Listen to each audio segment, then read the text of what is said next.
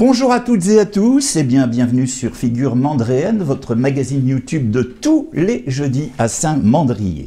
Ce jeudi, nous allons encore découvrir une nouvelle personnalité qui est véritablement incontournable à Saint-Mandrier. Il s'agit de Nicole Kuhlmann. Bonjour Nicole. Bonjour Philippe. Eh bien merci en tout cas de m'accueillir chez toi, dans ton univers, où il y a des superbes tableaux, des aquarelles, sont toutes du même point. Oui. Ah oui, mais j'ai vécu à Tahiti. C'est pour ça que j'ai des tableaux de Tahiti. Alors je vois, parce que là c'est de l'improvisation, je vois qu'il y a des Kuhlmann. C'est toi qui as fait ça? Oui, tout. C'est tout moi. Alors ça c'était pas prévu, vous voyez, c'est ça l'avantage de Figure Mandréenne, quelquefois on découvre des choses extraordinaires. C'est remarquable. Alors écoute, je crois que tu es quand même habitué à cette émission. Oui, bien sûr. Tu es fidèle, hein, tu les regardes. Oui, toutes. Toutes. Oui. Je suis attentivement. Oui, mais c'est bien. Et je te remercie beaucoup de cette fidélité, ainsi que tous nos spectateurs.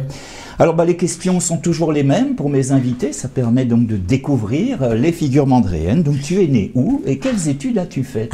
Alors, je suis née à Saint-Mandrier, 14 place des Résistants, donc dans le centre du village. Je ne peux pas faire mieux. Voilà. Mes parents et mes grands-parents également sont nés à Saint-Mandrier. Je fais partie d'une très très vieille famille de Saint-Mandrier. Alors, tu m'as dit qu'il y avait donc des liaisons familiales avec Ken Nicolas, Virginie Langlois, tout ça. Oui, et le côté napolitain aussi, les Bianco et les Esposito. Voilà. D'accord. Voilà. Tu as, je te disais, quelles études as-tu faites? Oh, je n'ai pas fait grand-chose, je suis allée à l'école à Saint-Mandrier, en école primaire, et ensuite je suis allée au lycée Curie, à la Seigne, qui était à l'époque un lycée pour jeunes filles. Voilà, et j'ai appris la couture. La couture. Alors ça enchaîne bien avec la question suivante, parce que j'allais te demander, parle-nous un peu de ta carrière professionnelle, quand tu étais en activité. Que faisais-tu? Ma carrière professionnelle, j'ai rencontré mon mari, j'étais assez jeune, donc je me suis mariée, j'avais 20 ans, et mon mari étant militaire, je l'ai suivi à droite et à gauche, et voilà, donc je n'ai pas pu continuer à travailler, je me suis occupée de mes enfants. D'accord, voilà. Sinon le travail c'était la couture? Non, c'était la coiffure. J'avais basculé dans la coiffure. Tu es coiffeuse? Oui. D'accord, bien. Dans la maison où tu habites maintenant. C'était ton... alors là, c'était mon salon de coiffure. C'est extraordinaire. Voilà, on découvre, c'est le principe de l'émission. Nicole avait son salon de coiffure où j'habite maintenant. J'étais employée, ce n'était pas moi qui étais la patronne. Non, j'étais employée. Elle est jolie cette petite maison. Oui, très jolie. C'est un petit nid. Le nom Kuhlmann, ça sonne pas vraiment du sud. Explique-nous un peu. Non, c'est mon mari qui est originaire d'Alsace, d'Haguenau, qui était dans la marine, qui a fait sa carrière dans la marine. Et bien sûr, je l'ai épousé et j'ai épousé également son nom. Voilà, Kuhlmann. Et ton nom de jeune fille, c'est? C'est Bianco. Bianco. Là, ça sonne plus du sud. Oui. Voilà. Oui. Ça, c'est plus... Parce que Kuhlmann, moi, ça me rappelle quelque chose. Quand j'étais jeune, j'ai fait quelques études. J'ai eu un bref passage en chimie. Et j'ai travaillé dans les usines. Enfin, j'étais en stage. Kuhlmann, Exactement. Est-ce que ça a un rapport? Non, je ne pense pas. Mais j'ai tout de même 2 filles chimistes. Et ma belle-sœur aussi était chimiste. Il y a tout de même... Parce que Kuhlmann, ça a été quand même... Je ne sais pas si ça existe encore maintenant. Péchinet, Péchinet, les usines Péchinet, mais Kuhlmann, c'était quand même une très très grande industrie chimique il y a de ça quelques années. Oui, tout à fait. Alors, évidemment, Nicole, tu es particulièrement active au village de Saint-Mandrier. Tu es présidente d'association, et particulièrement de l'association qui s'appelle l'Atelier Provençal. Alors, j'ai pris quelques notes, tu me dis. Donc, il s'agit de maintenir les traditions de la culture provençale, bien sûr. L'atelier participe à toutes les fêtes au caractère provençal, bien évidemment. Des cours de provençal, des cours de cuisine, des expositions et des sorties à thème.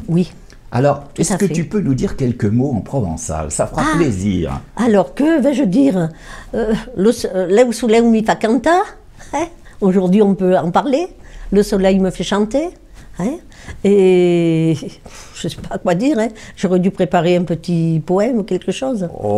Sans aller jusque-là, souhaite-le par exemple longue vie au figurement à l'émission de télévision. Longue maille. Voilà. À Figure Mandréenne. Voilà. Alors comment on dit Figure Mandréenne? Au Figure Mandréenne, Mandarine, je ne sais pas trop, au juste. Hein, en fait, on dit non. Bon. On dit figure mandarine. Alors, parle-nous maintenant justement de cet atelier provençal. Combien tu as je dirais, de membres dans l'association, de gens qui viennent? Qu'est-ce qui se développe le plus dans cet atelier? Ce qui plaît le plus, ce sont les cours de cuisine provençale. Voilà. C'est toi qui les donnes, les cours? D'accord. Quelles sont les spécialités? Alors, les spécialités, ce sont les encornets farcis à l'américaine. Voilà. La branda de morue qui plaît beaucoup. Eh oui. Les alouettes sans tête. Qu'est-ce que nous avons fait encore? Tiens, tu vas nous en parler un peu plus parce que ça, je pense que nos spectateurs ne savent pas de quoi il s'agit. Ah bon, les alouettes sans tête? Les gens de Saint-Mandrier, peut-être, les Provençaux, oui, mais parce que notre émission, elle passe partout, donc il faut expliquer, je pense. Qu'est-ce que c'est que les alouettes? Alors, les alouettes sans tête, eh bien, je vais chez notre boucher, qui est charmant, là, Stéphane, et je demande des tranches de beefsteak assez fines, et il me prépare une excellente farce. Ensuite, lorsque nous avons ces beefsteaks, nous les aplatissons bien, avec un couteau, nous mettons un petit peu de farce à l'intérieur, nous les roulons comme une petite papillote.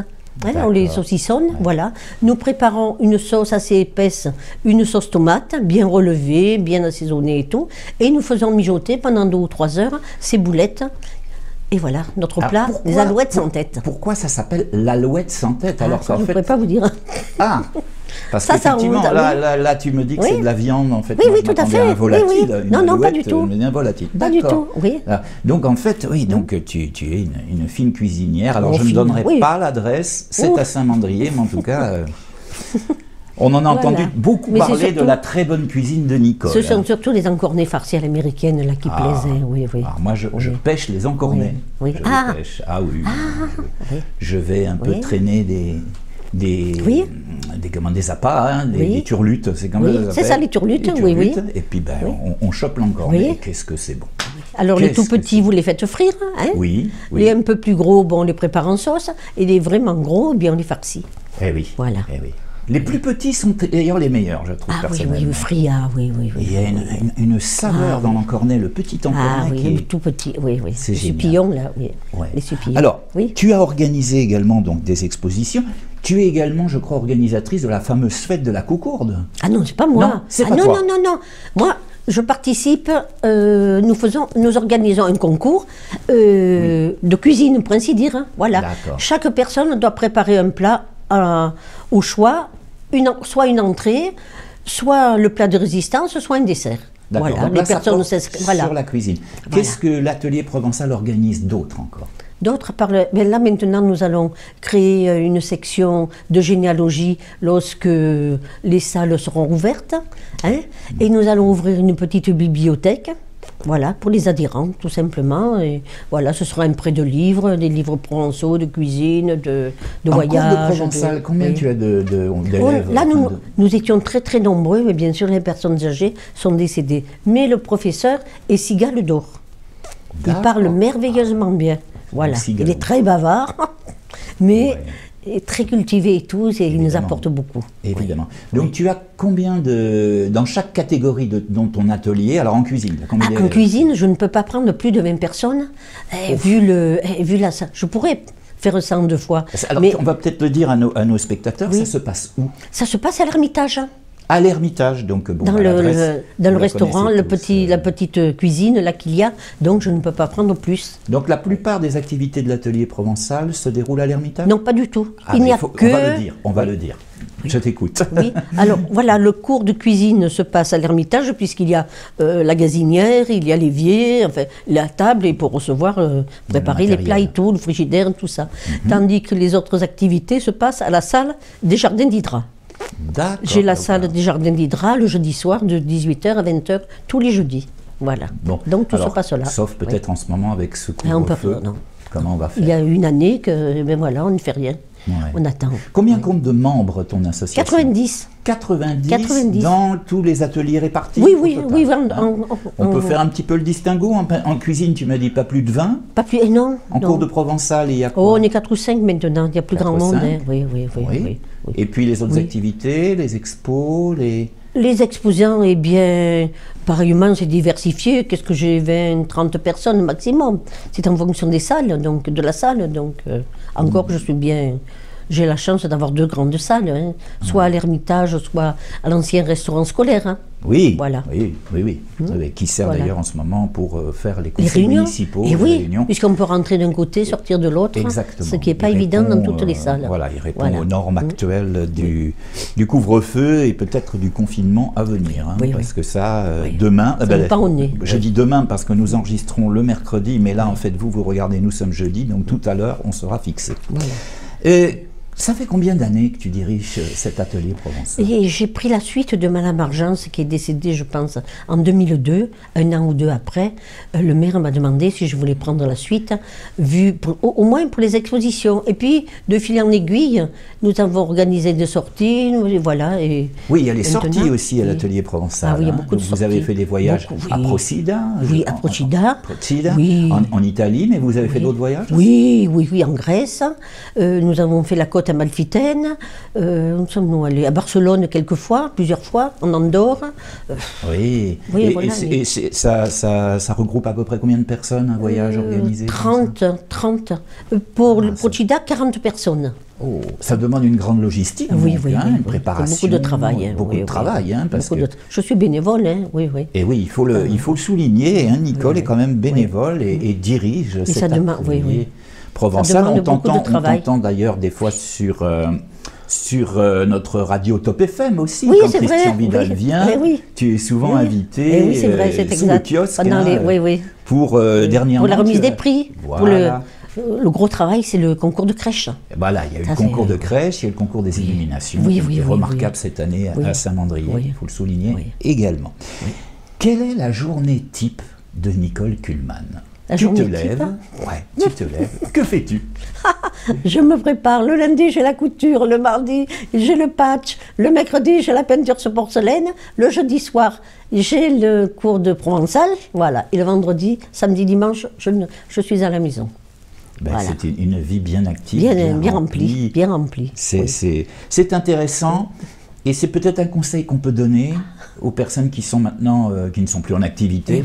C'est justement de s'occuper. S'occuper et s'occuper des autres. Et s'occuper des autres. Voilà. Ça, c'est fondamental. Parce qu'aux sorties, lorsque nous allons à Barjol ou à Ventimille, et puis nous avons surtout notre sortie Ventimille, j'ai beaucoup de personnes âgées, donc il faut s'en occuper.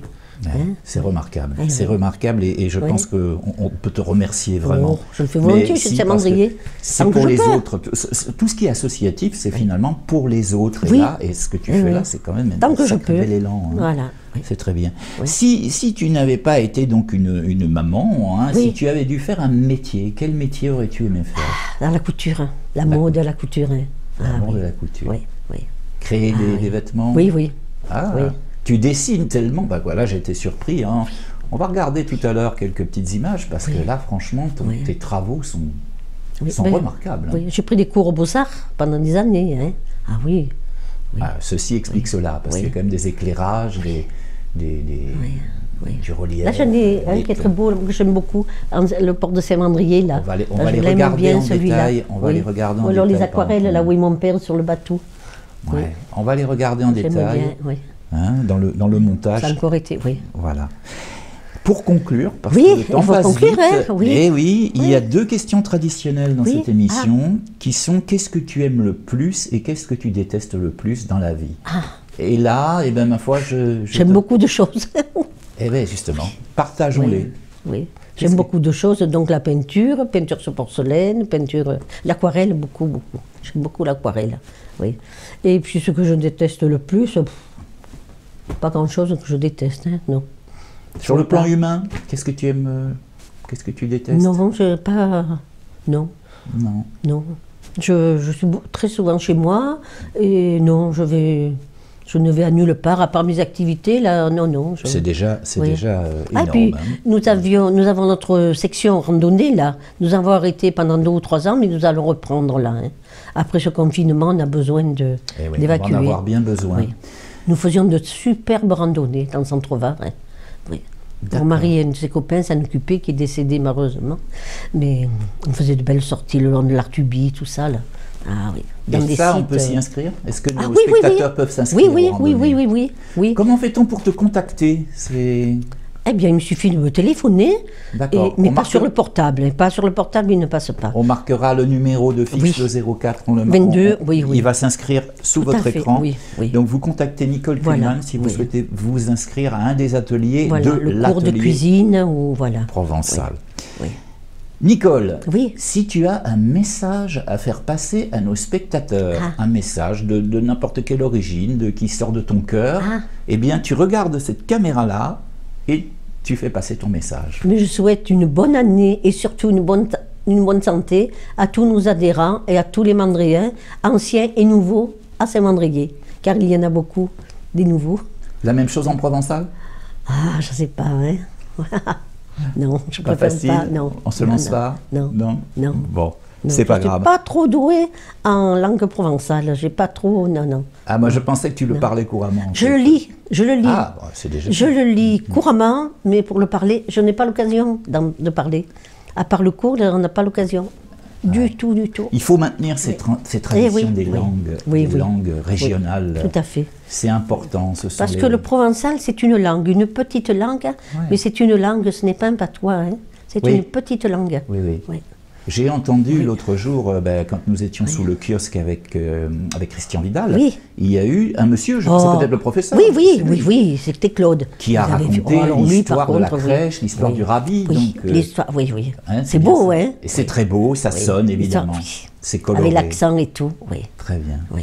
Eh bien, écoute, un grand merci, c'est moi qui vous remercie, de t'être prêté à cette interview. Donc, comme vous le savez, on se retrouve tous les jeudis sur cette même chaîne YouTube. Et puis, la semaine prochaine, eh bien, nouvel invité, évidemment, dont vous connaîtrez le nom en suivant notre actualité sur Facebook. Une fois de plus, vous n'oubliez pas de vous abonner à la chaîne si vous voulez connaître encore plus de personnes de notre belle presqu'île de charme. Figure mandréenne sur YouTube, c'est donc tous les jeudis. Merci et à la semaine prochaine.